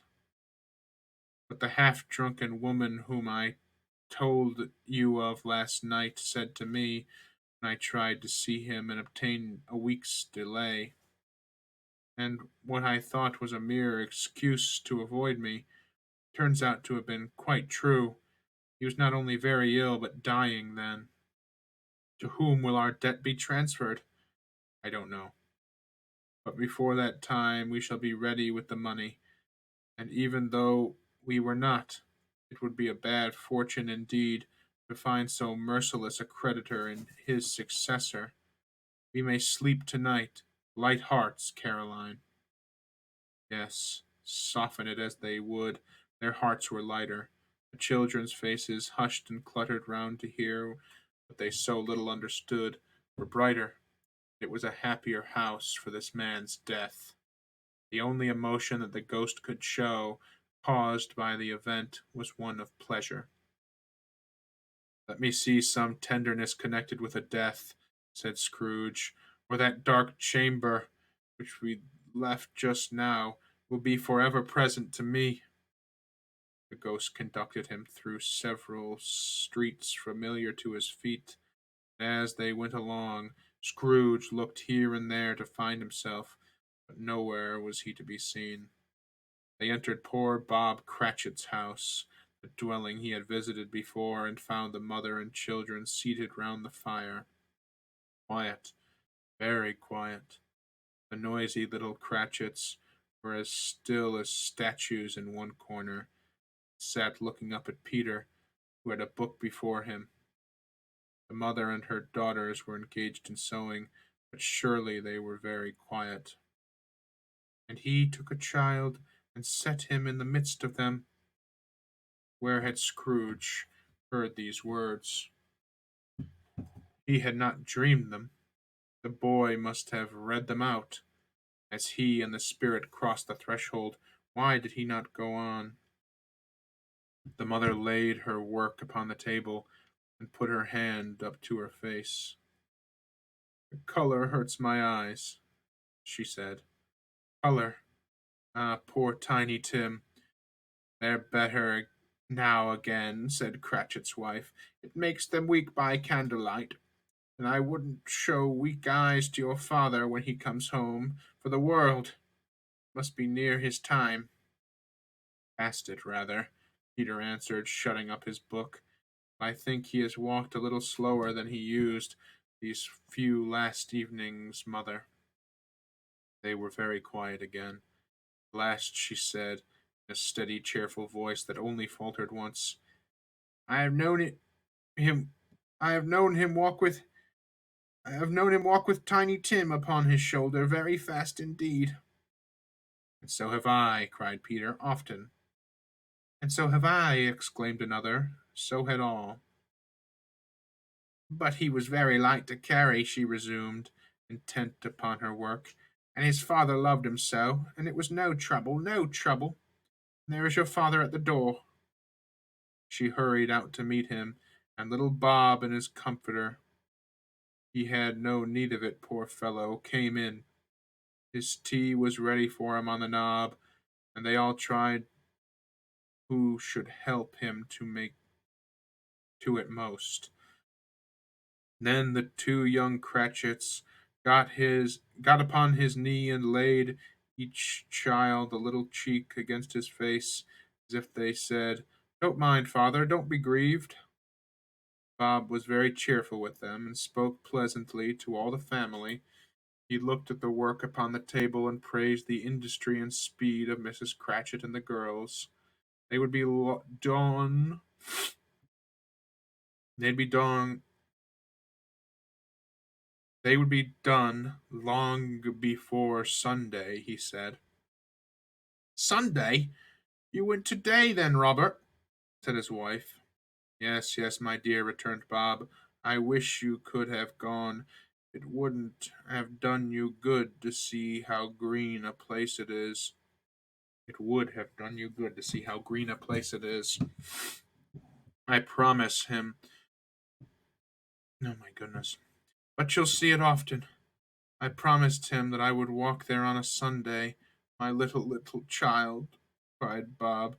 "My little child." He broke down all at once. Couldn't help it. If he could have helped it, he and his child would have been farther apart, perhaps, than they were. He left the room and went upstairs into the room above, which was lighted cheerfully and hung with Christmas. There was a chair set close beside the child, and there were signs of someone having been there lately. Poor Bob sat down in it when he had thought a little and composed himself, kissed the little face, and was reconciled to what had happened, went down again quite happy.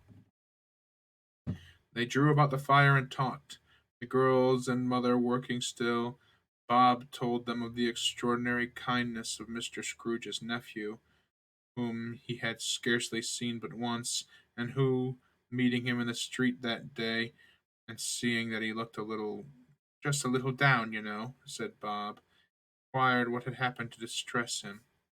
On which, said Bob, for he is the pleasantest spoken gentleman you ever heard, I told him, "I am heartily sorry for it, Mr. Cratchit," he said. "I am heartily sorry for your good wife. By the by, how he ever knew that, I don't know."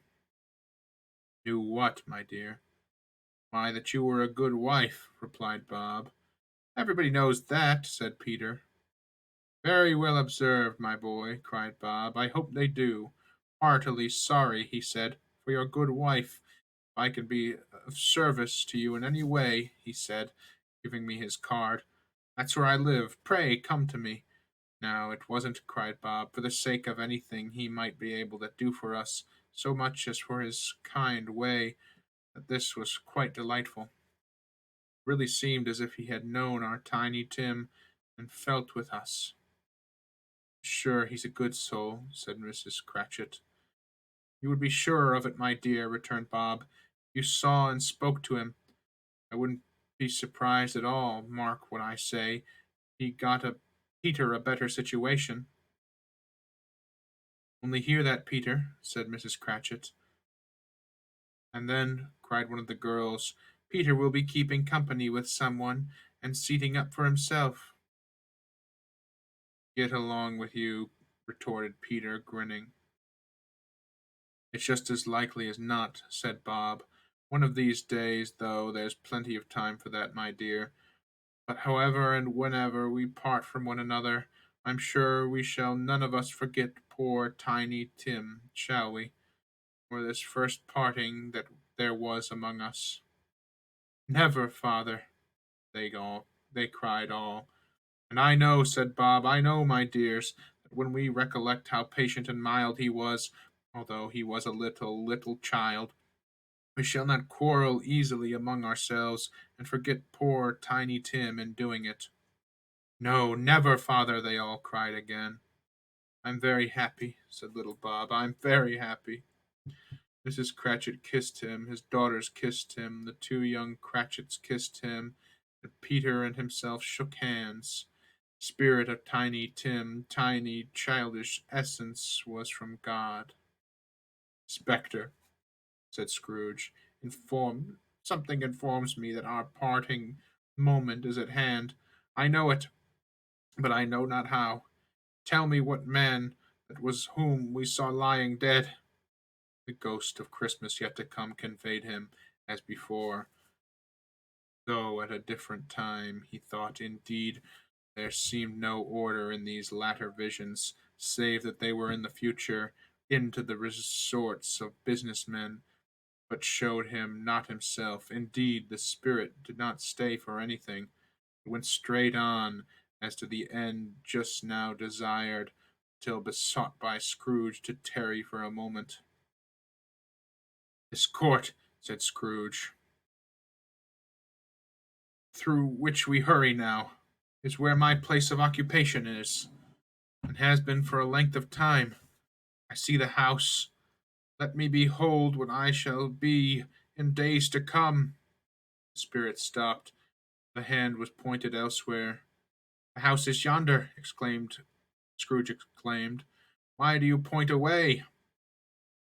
The inexorable finger underwent no change. Scrooge hastened to the window of his office and looked in. It was an office still, but not his. The furniture was not the same, and the figure in the chair was not himself. Phantom pointed as before. He joined it once again, and wondered why and whither he had gone, accompanied it until they reached an iron gate. He paused to look round before entering. A churchyard. Here, then, the wretched man whose name he had now to learn lay underneath the ground. It was a worthy place, walled in by houses, overrun by grass and weeds, the growth of vegetation's death, not life, choked up with too much burying, fat with repilated appetite, a worthy place, splendid. The spirit stood among the graves and pointed down to one. He advanced toward it trembling. The phantom was exactly as it had been, but he dreaded that he saw near meaning in its solemn shape. Saw new meaning in its solemn shape. Before I draw nearer that stone to which you point, said Scrooge, answer me one question.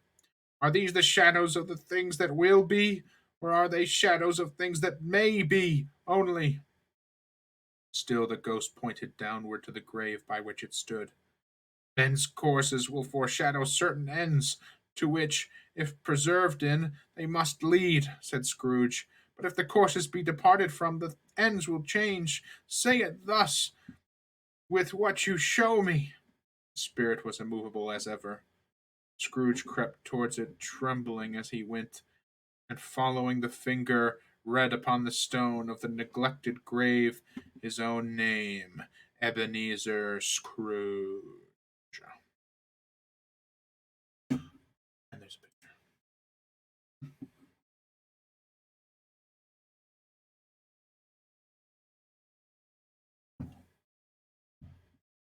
Am I that man who lay upon the bed? He cried upon his knees. A finger pointed from the grave to him and back again. No spirit! Oh no, no! Finger was there. Spirit! He cried, tight clutching at its robe. Hear me! I am not the man I was. I will not be the man I have been but for this intercourse. Why show me this, if I am past all hope? For the first time the hand appeared to shake. Good spirit, he persuaded, as down upon the ground he fell before it. Your nature intercedes for me, it and pities me. Assure me that I yet may change these shadows you have shown me by an altered life. Kind hand trembled. I will honor Christmas in my heart and try to keep it all the year. I will live in the past, the present, and the future. The spirits of all three shall strive within me. I will not shut out the lessons that they teach. Oh, tell me I may sponge away the writing on this stone. In his agony, he caught the spectral hand. It sought to free itself, but he was strong in his entreaty and detained it. The spirit, stronger yet, repulsed him. Holding up his hand in the last prayer to have his fate reversed, he saw an alteration in the phantom's hood and dress. It shrunk, collapsed, and dwindled down into a bedpost.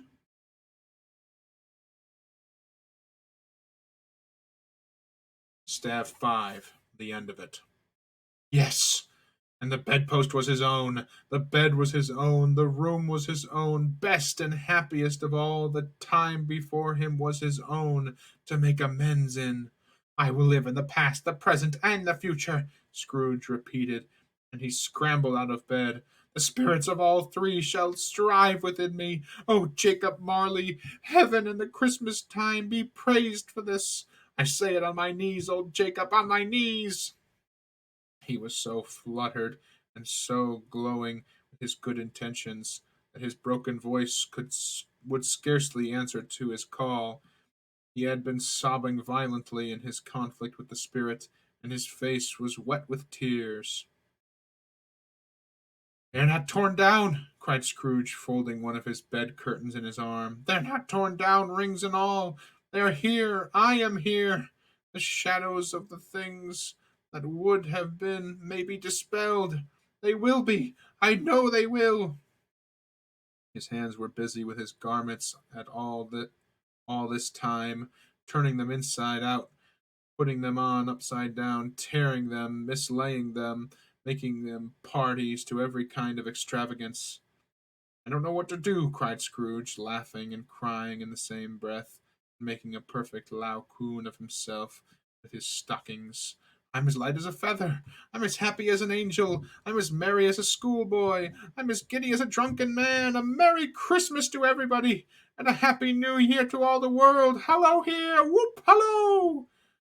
He had frisked into the sitting room and was now standing there, perfectly winded.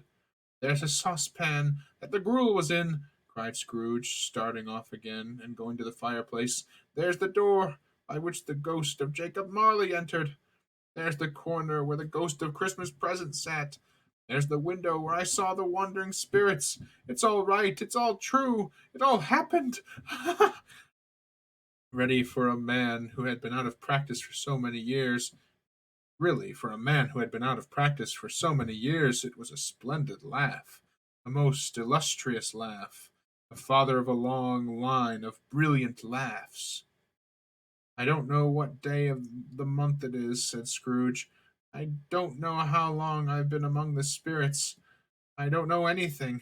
I'm quite a baby. Never mind, I don't care. I'd rather be a baby. Hello, whoop, hello here! He was checked in his transports by the churches ringing out in the lustiest peals he had ever heard.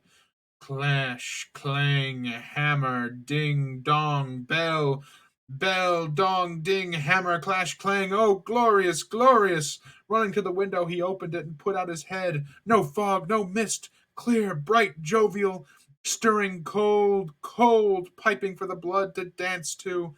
Golden sunlight, heavenly sky, sweet fresh air, merry bells, oh, glorious, glorious! What's today? Cried Scrooge, calling down to a boy in Sunday clothes, who perhaps had loitered in to look about him. Eh? Returned the boy with his mite of wonder. What's today, my fine fellow? Today? Replied the boy. Why, it's Christmas Day. It's Christmas Day, said Scrooge to himself. I haven't missed it. The spirits have done it all in one night. They can do anything they like. Of course they can. Of course they can. Hello, my fine fellow.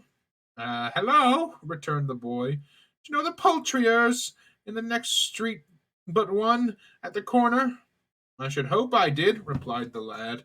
An intelligent boy, said Scrooge, a remarkable boy. Do you know whether they've sold the prize turkey that was hanging up there? Not the little prize turkey, the big one. What, the one as big as me? Returned the boy. What a delightful boy, said Scrooge. It's a pleasure to talk to him. Yes, my buck. It's hanging there now, replied the boy. It is, said Scrooge. Go and buy it. Walker, exclaimed the boy. No, no, said Scrooge. I am in earnest. Go and buy it and tell him to bring it here, that I may give them the direction where to take it. Come back with the man, and I'll give you a shilling. Come back with him in less than 5 minutes, and I'll give you half a crown. The boy was off like a shot. He must have had a steady hand at the trigger. Who could have got a shot off half so fast? I'll send it to Bob Cratchit's, whispered Scrooge, rubbing his hands and splitting with a laugh. He shan't know who sent it. It's twice the size of Tiny Tim. Joe Miller never made such a joke as sending it to Bob's Wilby. The hand in which he wrote the address was not a steady one, but write it he did, somehow, and went downstairs to open the street door, ready for the coming of the poultryer's man. As he stood there waiting his arrival, the knocker caught his eye. I shall love it as long as I live, cried Scrooge, patting it with his hand. I scarcely ever look at it before. With an honest expression, it has its face. It's a wonderful knocker. Here's the turkey. Hello, whoop, how are you? Merry Christmas. It was a turkey. He could never have stood upon its legs, that bird. He would have snapped him short off in a minute, like sticks of sealing wax. Why, it's impossible to carry that to Camden Town, said Scrooge. You must have a cab. The chuckle with the chuckle with which he said this, and the chuckle with which he paid for the turkey, and the chuckle with which he paid the cab, and the chuckle with which he recompensed the boy, were only to be exceeded by the chuckle with which he sat down breathless in his chair again, and chuckled till he cried. Shaving was not an easy task, for his hand continued to shake very much, and shaving requires attention, even when you don't dance while you're at it. But if he had to cut the end of his nose off, he would have put a piece of sticking plaster over it and been quite satisfied. He dressed himself all in his best and got last out into the streets. The people were by this time pouring forth, as he had seen them with the ghost of Christmas present, walking with his hands behind him. Scrooge regarded every one with a delighted smile. He looked so irresistibly pleasant. In a word, 3 or 4 good-humored fellows said, Good morning, sir. A Merry Christmas to you. And Scrooge said often afterwards that of all the blithe sounds he had ever heard, those were the blithest in his ears.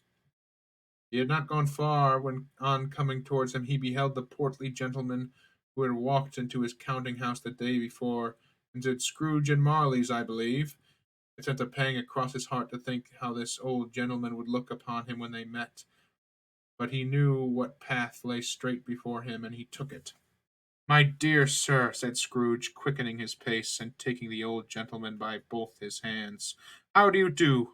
I hope you succeeded yesterday. It was very kind of you. A Merry Christmas to you.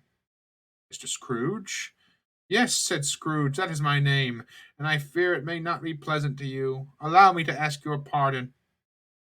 I will have you the goodness. Lord bless me, cried the gentleman, as if his breath were taken away. My dear Mr. Scrooge, are you serious? If you please, said Scrooge, not a farthing less. A great many back payments are included in it, I assure you. Will you do me that favor? My dear sir, said the other, shaking hands with him, I don't know what to say. It's such a munifi— Please don't say anything, please, retorted Scrooge. Come and see me. Will you come and see me? I will, cried the old gentleman, and it was clear he meant to do it. Thank ye, said Scrooge. I am much obliged to you. I thank you 50 times. Bless you.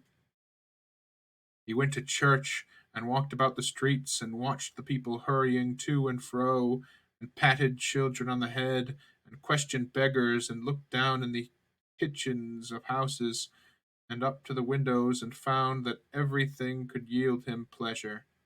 He had never dreamed that any walk, that anything, could give him so much happiness. In the afternoon he turned his steps towards his nephew's house, passed the door a dozen times before he had the courage to go up and knock. But he made a dash and did it. "Is your master at home, my dear?" said Scrooge to the girl. Nice girl, very. "Yes, sir." "Where is he, my love?" said Scrooge. "He's in the dining room, sir, along with mistress. I'll show you upstairs, if you please." "Thank ye. He knows me," said Scrooge, with his hands already on the dining room lock. "I'll go in here, my dear." He turned it gently and sidled his face in, round the door. They were looking at the table, which was spread out in great array.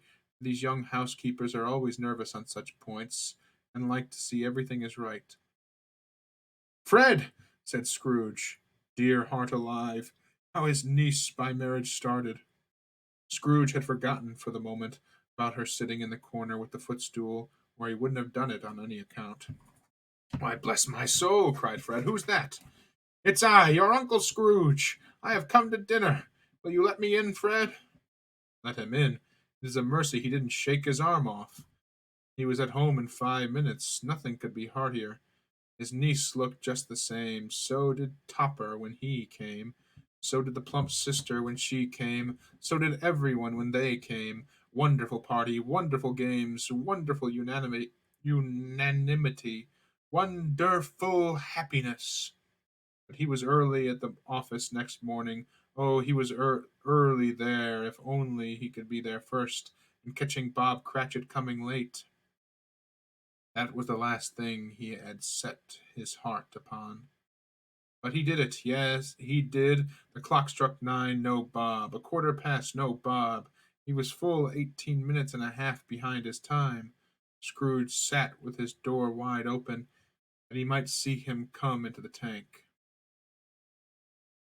His hat was off before he opened the door, his comforter too.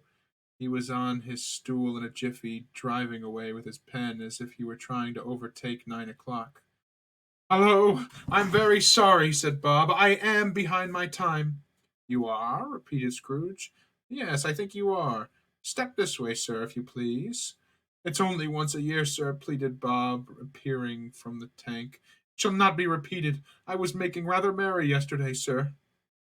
"Now I'll tell you what, my friend," said Scrooge, "I'm not going to stand this sort of thing any longer. And therefore," he continued, leaping from his stool and giving Bob such a dig in the waistcoat that he staggered back into the tank again, "and therefore I am about to raise your salary." Bob trembled and got a little nearer to the ruler, and he had a momentary idea of knocking Scrooge down with it, holding him and calling to the people in the court for help and a straight waistcoat. "A Merry Christmas, Bob," said Scrooge, with an earnestness that could not be mistaken, and he clapped him on the back. "A merrier Christmas, Bob, my good fellow, that I have given you for many a year. I'll raise your salary, and endeavor to assist your struggling family, and we will discuss your affairs this afternoon over a Christmas bowl of smoking bishop, Bob. Make up the fires, and buy another coal scuttle for yourself. And buy another coal scuttle before you dot another I, Bob Cratchit."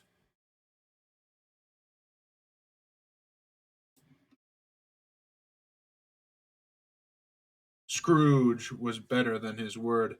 He did it all and indefinitely more, and to Tiny Tim, who did not die, he was a second father. He became as good a friend, as good a master, and as good a man as the good old city knew, or any other good old city, town, or borough in the good old world. Some people laughed to see the alteration in him, but he let them laugh, and little heeded them, for he was wise enough to know that nothing ever happened on the globe for good at which some people did not have their fill of laughter in the outset. And knowing that such as these would be blind anyways, he thought it quite as well as they should wrinkle up their eyes in grins and have the malady in less attractive forms. His own heart laughed, and that was quite enough for him. He had no further intercourse with spirits, but lived upon the total abstinence principle ever afterwards, and it was always said of him how he knew how to that he knew how to keep Christmas well, if any man alive possessed the knowledge. May that be truly said of one and all of us. And so, as Tiny Tin observed, God bless us, every one.